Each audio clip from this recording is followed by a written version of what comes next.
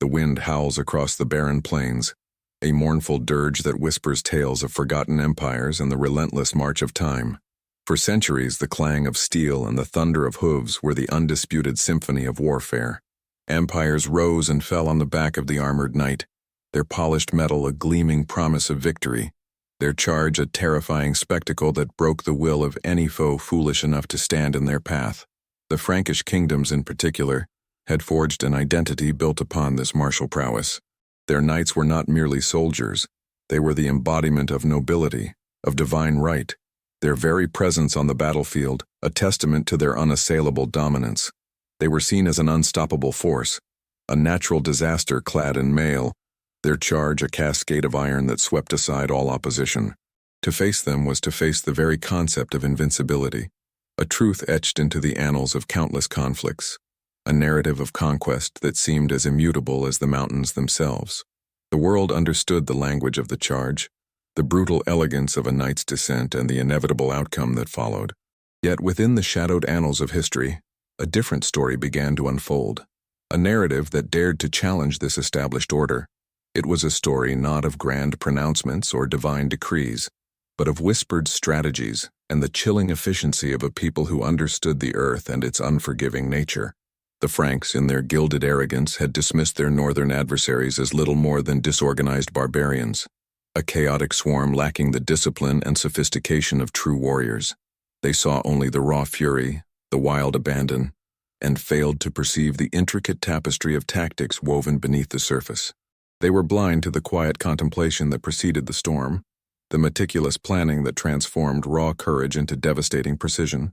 This perception, so deeply ingrained, would prove to be their undoing, a fatal underestimation that would echo through the ages, a testament to how even the most formidable power can be brought low by a strategy born not of brute force, but of cunning and a profound understanding of the battlefield's hidden potential. This was the prelude to an encounter that would redefine the very essence of combat, a clash where the established order would be irrevocably shattered, not by overwhelming might, but by a secret so potent it remained nameless, unregistered, yet utterly annihilating. It was a force that, once unleashed, would leave behind a legacy of fear and a profound respect for the unseen power that lay dormant in the hearts of those who dared to challenge the unchallengeable. The Frankish war machine, a marvel of disciplined might, was a testament to generations of martial evolution.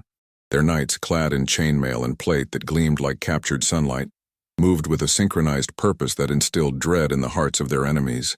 Their tactics were refined, honed through countless campaigns, emphasizing the devastating power of a massed cavalry charge.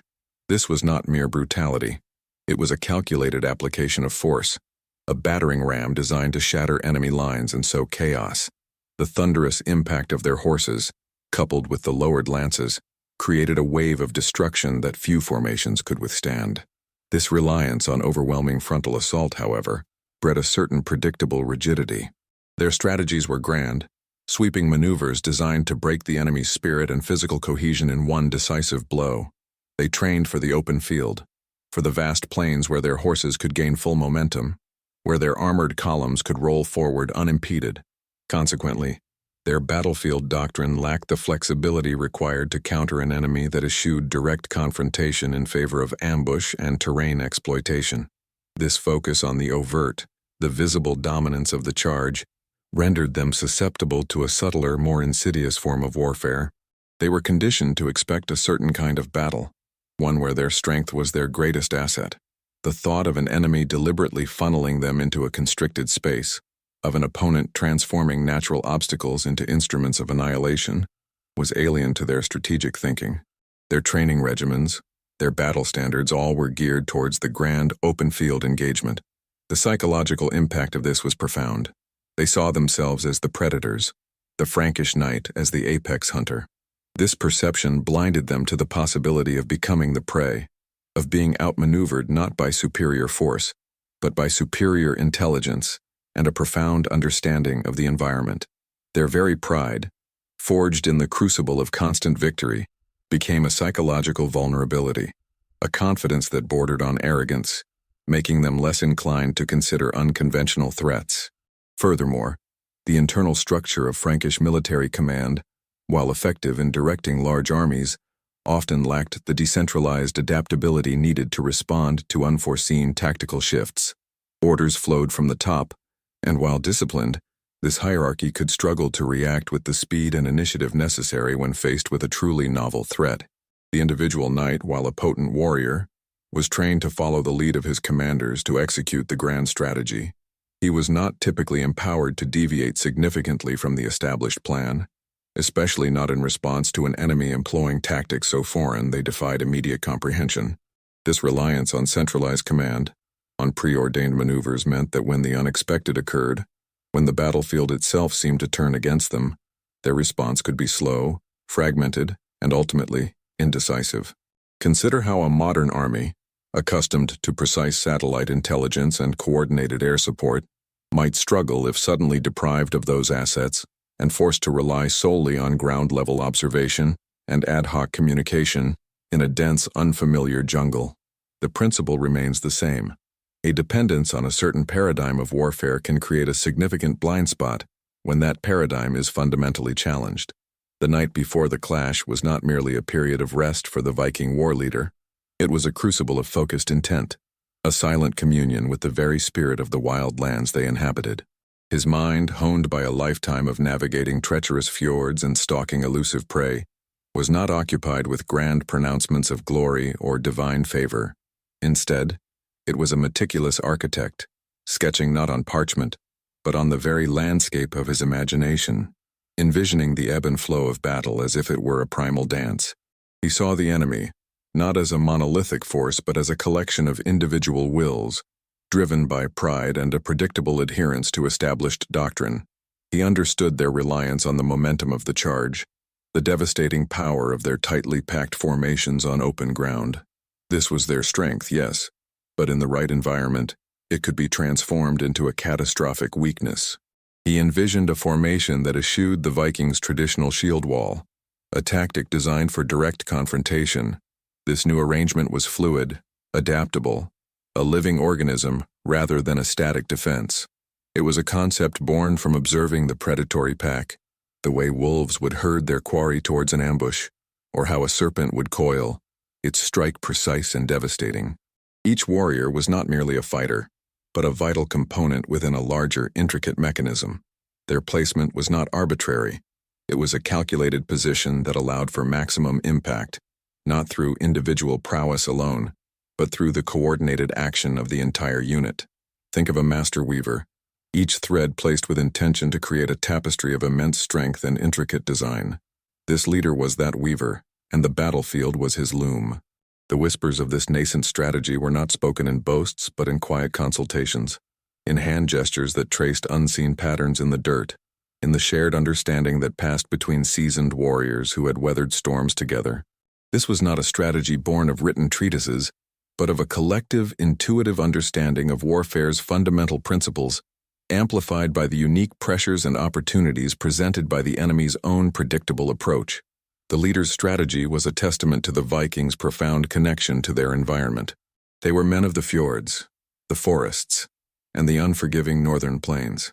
They understood the power of terrain, how a narrow pass could negate the advantage of numbers, how dense woods could break the momentum of a cavalry charge, how treacherous footing could turn a confident stride into a fatal stumble. This understanding was not academic, it was visceral, ingrained through generations of survival. They did not see obstacles, they saw opportunities. The Frankish knights, accustomed to the open expanse of their cultivated lands, saw only a challenging approach, a slight inconvenience before the main engagement. They perceived the rocky outcrops and thick woodlands as mere peripheral challenges, elements to be overcome rather than integral components of the impending conflict. This misinterpretation was the first crack in their armor of confidence, the initial unwitting step into the trap being so carefully laid. The leader's vision was not a rigid blueprint, but a dynamic framework. It accounted for the unpredictable nature of combat, the chaos that could erupt in the heat of battle. The formation was designed to exploit the enemy's predictable momentum, to channel their force into a confined space where their greatest asset, their horses and their charge, would become their undoing. Imagine a river, its powerful current suddenly forced through a narrow gorge. The water does not cease to flow, but its energy becomes concentrated, its destructive potential amplified and redirected.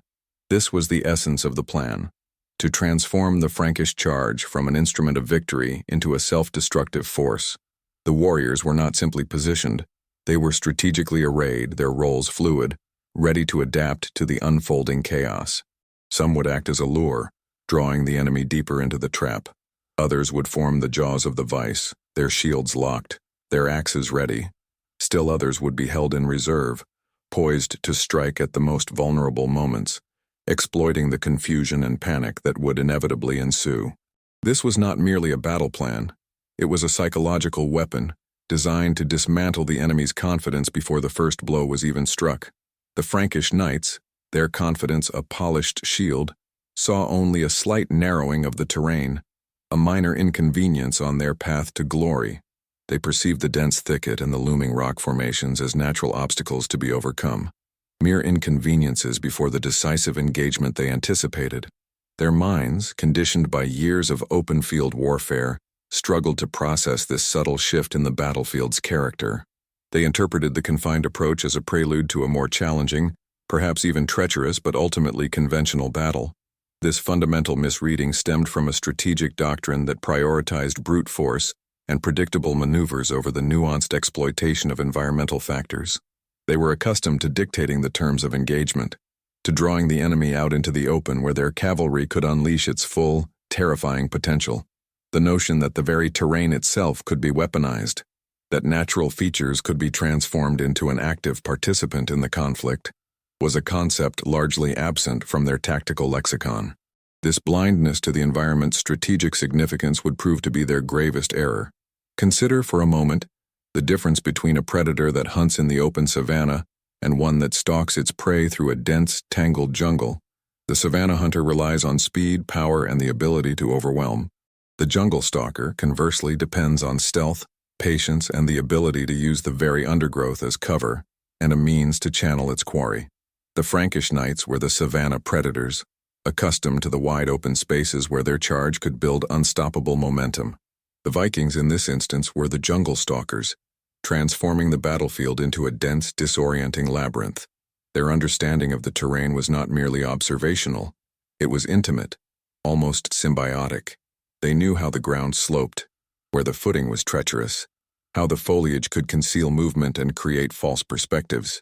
This intimate knowledge allowed them to manipulate the battlefield, to sculpt it into a trap that played directly to their strengths and their enemies' overwhelming weaknesses. Furthermore, the visual cues presented to the approaching Franks were deliberately deceptive. The narrow corridor of approach, flanked by seemingly impassable natural barriers, was designed to create a specific psychological effect. It was intended to instill a sense of contained power, of an enemy cornered and perhaps desperate. This perception would have reinforced the knights' belief in their impending victory, lulling them into a false sense of security.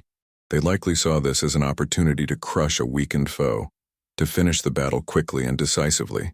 The illusion was that they were advancing into a disadvantageous position for the enemy, when in reality, they were marching directly into a meticulously prepared kill zone. This psychological manipulation, the deliberate crafting of a misleading visual narrative, was as crucial to the Viking strategy as the physical positioning of their warriors. It was an art of war that transcended mere physical engagement, delving into the manipulation of perception and the exploitation of deeply ingrained assumptions. The inherent momentum of the Frankish charge, their most potent weapon, became the very force that sealed their doom within this confined space. As the knights spurred their horses forward, eager to break through the perceived bottleneck, their formation, which was designed for open field expansion, became compressed. The horses, powerful and driven, found their strides shortened, their ability to maneuver severely restricted. The tightly packed ranks, intended to deliver a crushing blow, now became a liability, preventing any individual knight from extricating himself or altering his course. Imagine a stampede of bulls suddenly forced into a narrow alleyway. The sheer force of their combined movement becomes a destructive, uncontrollable entity, trapping and crushing those within its path. This was the fate of the Frankish knights. Their powerful charge, instead of breaking the Viking line, became a relentless, self-perpetuating engine of destruction. pushing them deeper into the waiting jaws of the ambush. Conversely, the Viking warriors, positioned within the natural fortifications and the carefully constructed breaches, were able to maintain their cohesion and execute their coordinated attacks. They were not subjected to the same pressures of compression. Their movements, though confined, were deliberate and targeted. They could strike with precision from protected positions, their axes finding gaps in armor, their spears piercing the vulnerable flanks of the struggling horses and their riders. The terrain that had seemed merely inconvenient to the Franks now offered cover and strategic advantage to the Vikings, transforming them from defenders into an unseen, implacable force. This stark contrast in tactical experience, the Franks trapped and overwhelmed by their own momentum, the Vikings operating with calculated efficiency within the environment, underscored the profound strategic depth of the Viking approach. It was a masterclass in turning a perceived disadvantage into an overwhelming triumph, all through the intelligent application of knowledge and an understanding of the battlefield's hidden potential. The battlefield transformed into a charnel house, a testament to the sudden, brutal reversal of fortune.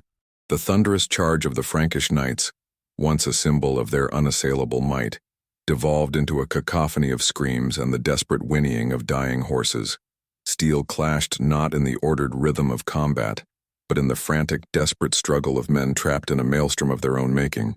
The Vikings, positioned in their carefully chosen niches within the natural fortifications, became an unseen hand, striking with calculated precision from the shadows. Their axes, heavy and sharp, found purchase in the joints of armor, in the soft flesh exposed by helmet or mail. Spears, thrust from behind protective shields or from concealed vantage points, pierced through the vulnerable underbellies of the struggling steeds.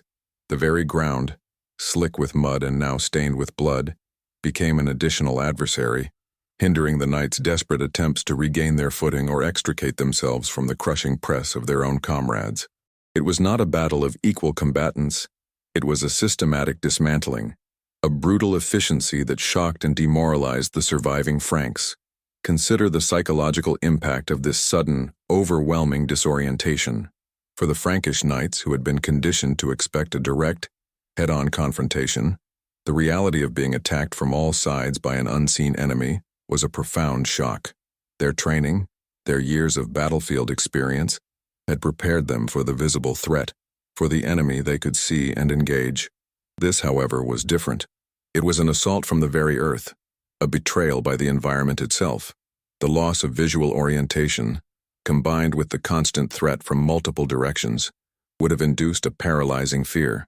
The orderly lines they were accustomed to fighting within dissolved, replaced by a chaotic scramble for survival. Every shadow seemed to conceal an attacker, every rustle of leaves a prelude to a deadly strike. Now picture a skilled diver suddenly finding themselves in an environment with no discernible up or down, disoriented and unable to orient themselves. The same principle of sensory overload and the breakdown of familiar reference points applies here, leading to a complete incapacitation of effective response. Furthermore, the Viking strategy deliberately exploited the inherent limitations of heavy armor in a close-quarters, chaotic melee. While the Frankish armor provided excellent protection against direct blows on an open field, it became a significant hindrance when entangled with other armored warriors and horses, or when fighting in confined spaces. The sheer weight and bulk of the plate and mail restricted movement, making it difficult to maneuver, to defend against low or flanking attacks, or even to simply stay upright when thrown from a horse. This physical encumbrance, coupled with the psychological terror, created a perfect storm of vulnerability. The Vikings, often lightly armored or relying on boiled leather and shields, possessed a far greater degree of mobility and agility within the confined kill zone.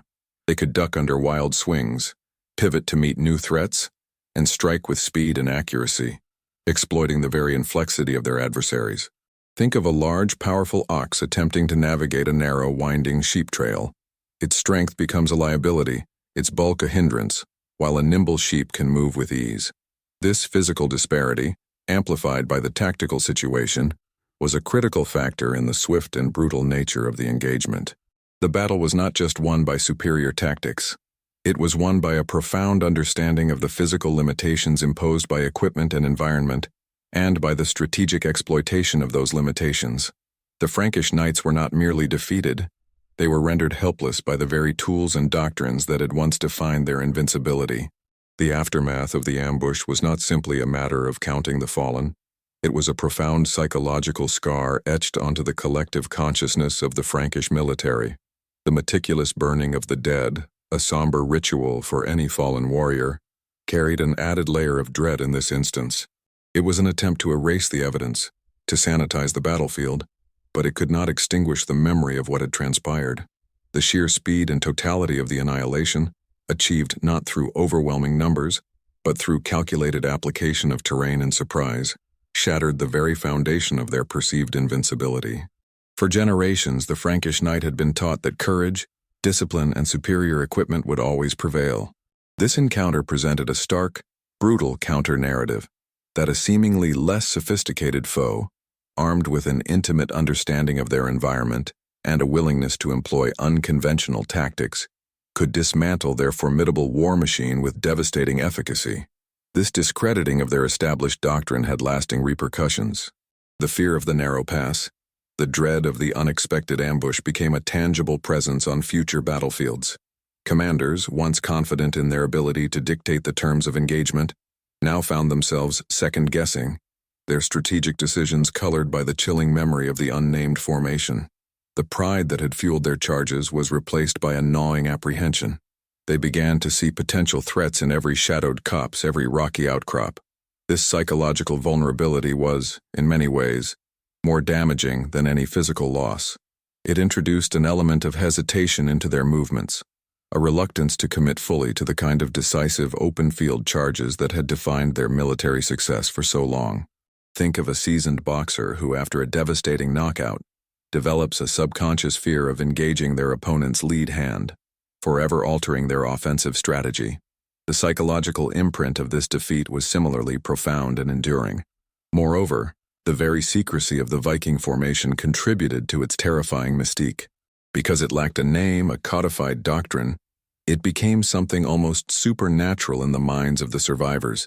It wasn't just a tactic, it was an embodiment of the wild, untamed forces of the North. This lack of formal recognition meant that the Franks had no specific counter-strategy to develop, no training manual to consult for future encounters. They could not simply adapt their existing tactics. They had to confront a threat that defied easy categorization. This ambiguity fostered a deep-seated unease, a sense that the rules of warfare had been rewritten by an invisible hand. Consider how a child, faced with a monster under the bed, often fears the unknown more than a clearly defined adversary. The intangible nature of the Viking strategy amplified its terror, making it a specter that haunted future campaigns. The tradition of oral transmission among the Viking clans ensured that this devastatingly effective formation, though unwritten, was not lost to history. It passed from warrior to warrior, a sacred piece of knowledge, a testament to their ingenuity and their ability to adapt and overcome.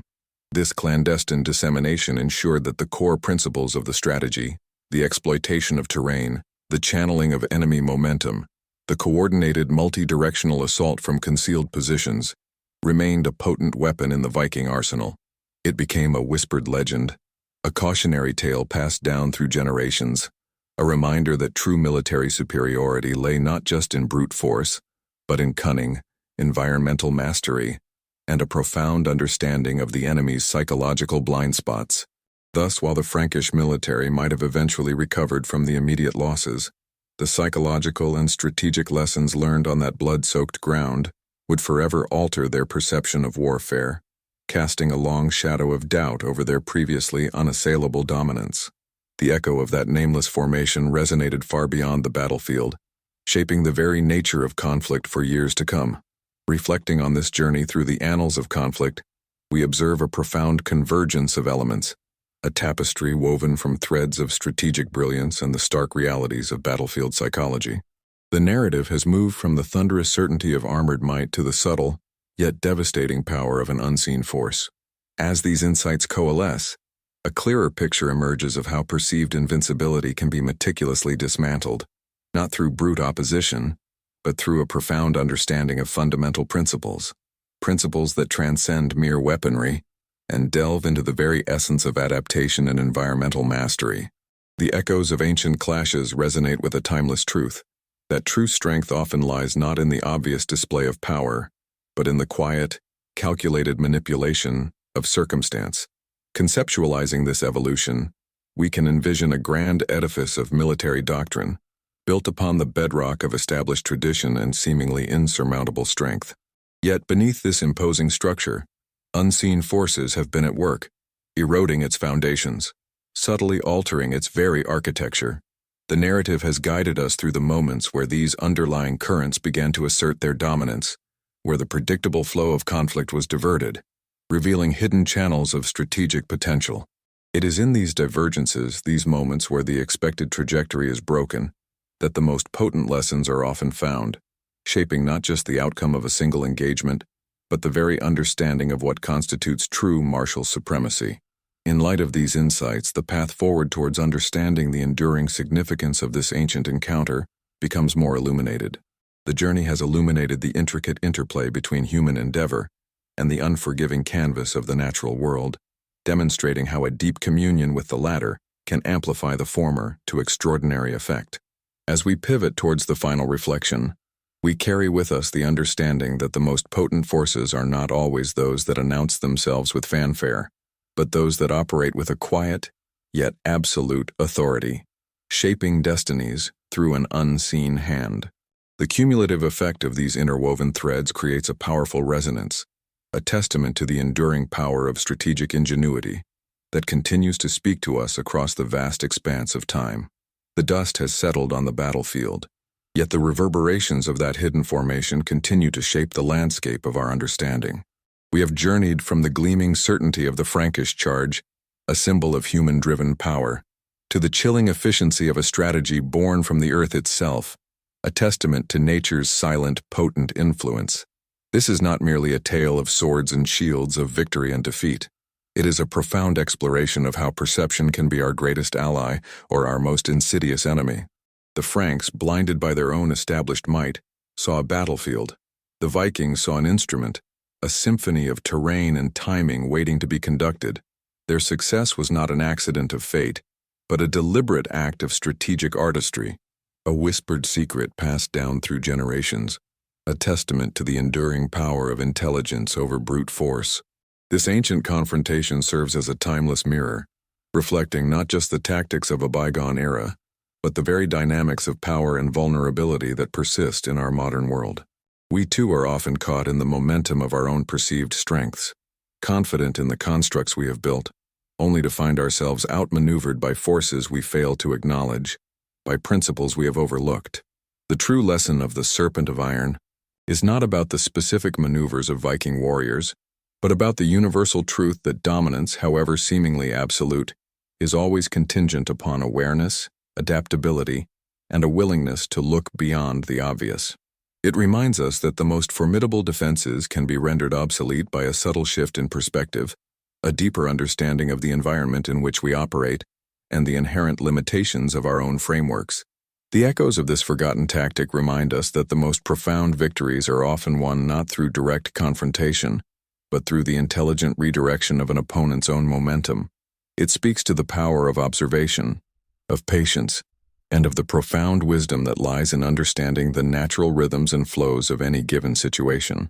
The battle was not just a clash of arms, it was a confrontation of philosophies, a demonstration that true mastery lies in harmonizing with the forces around us, rather than simply attempting to impose our will upon them.